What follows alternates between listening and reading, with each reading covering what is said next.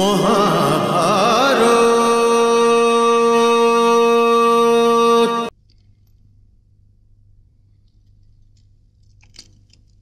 আপনি বড় ভাগ্যবান রাজন যে আপনার আমন্ত্রণ পেয়ে ভারতবর্ষের পুরো সভ্য সমাজ আপনাকে শুভেচ্ছা জানাতে আর আপনার রাজ্যাভিষেকে সম্মানিত হবার জন্য এখানে একত্রিত হয়েছেন।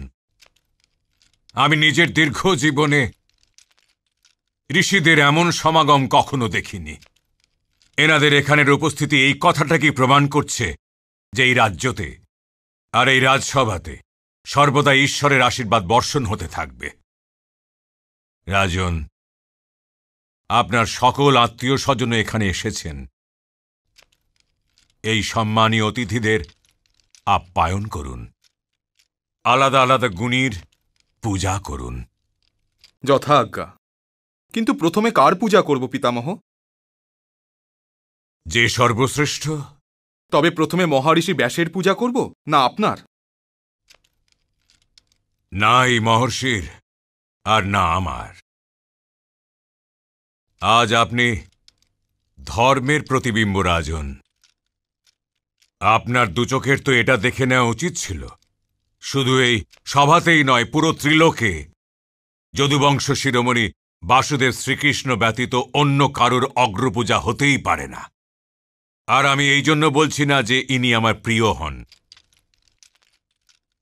এটা আমি এই জন্যও বলছি না যে আমি এনার ভক্ত হই।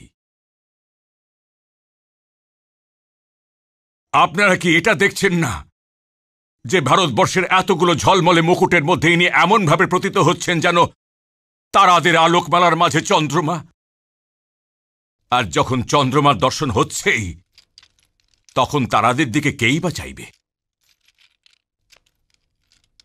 যেন অন্ধকারের ওড়না গায়ে দিয়ে শুয়ে থাকা ধরিত্রী সূর্যের শুভাগমনে জেগে উঠেছে, আর বায়ুহীন স্থান যেমন বায়ুর স্পর্শ পেয়েই জীবিত হয়ে ওঠে, নিঃশ্বাস নিতে শুরু করে, তেমনি দেবকী নন্দনের এই রাজসভাতে থাকার জন্য এই রাজসভা ঝলমল করছে আর নিঃশ্বাসও নিচ্ছে। তাহলে কি ওনার উপস্থিতির পরও স্বয়ং মহর্ষি ব্যাস অগ্রপূজার জন্য আগে এগোতে পারবেন? কখনো না, কখনো না। উনি যেখানে আছেন, ওনার থাকাকালীন আর কেউ পূজনীয় হতেই পারেন না। যদি কারোর কোনো আপত্তি থাকে তাহলে অবশ্যই বলতে পারেন।